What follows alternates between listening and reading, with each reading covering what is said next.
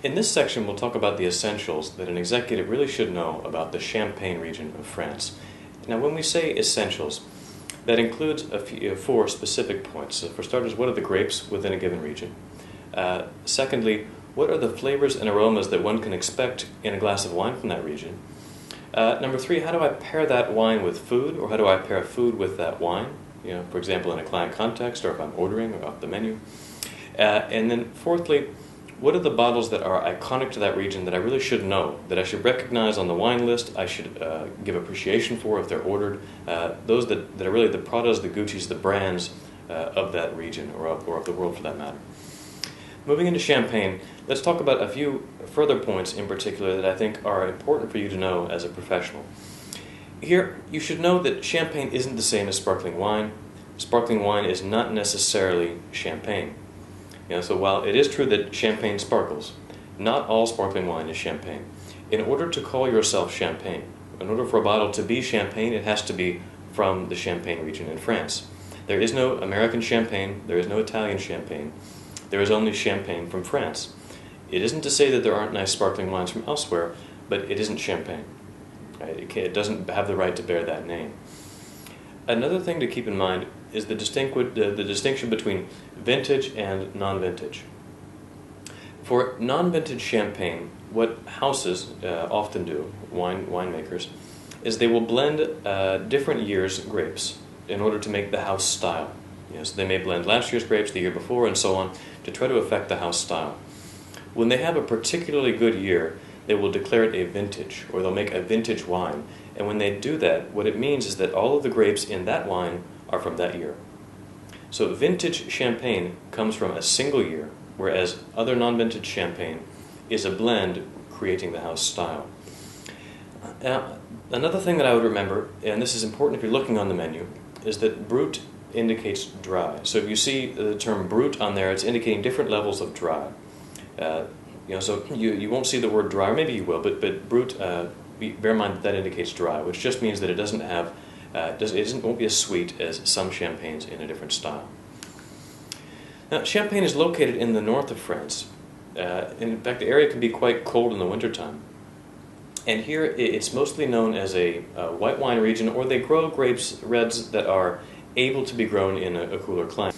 This part can be a little bit confusing or perhaps counterintuitive, because the red grapes here are very often used to make champagne that is colorless.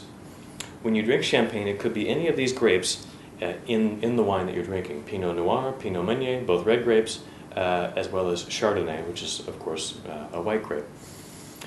If you see the term Blanc de Noir, that's white from red, what that's saying is that you're drinking a champagne that's, it's a white champagne, that doesn't have red color, from red grapes, Pinot Meunier and Pinot Noir, for example. If you're drinking something labeled Blanc de Blanc, that indicates white from white in French.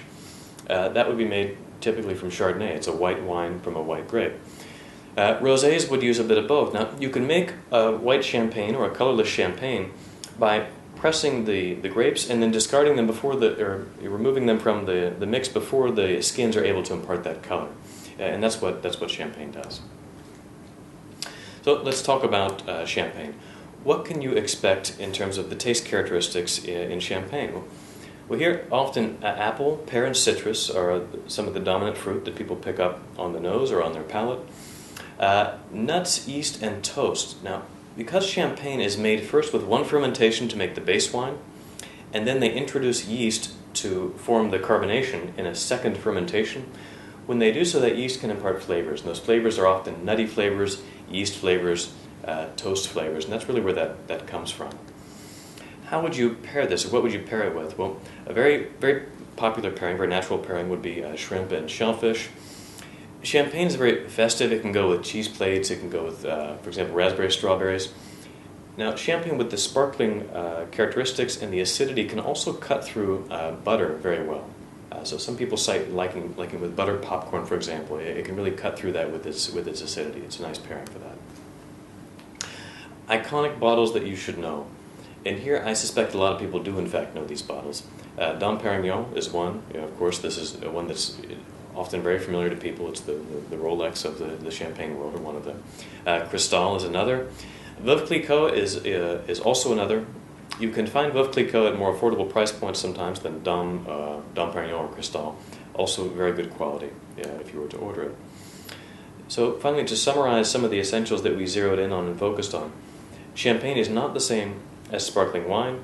Sparkling wine is not necessarily champagne. So real champagne comes from the Champagne region. Vintage indicates that all of the grapes that were used to make a given wine were from 1 year. Otherwise, you can assume that they're blending grapes to create a house style. And finally, brut, if you see this term, it indicates dry. You may see that term on the menu when you're ordering.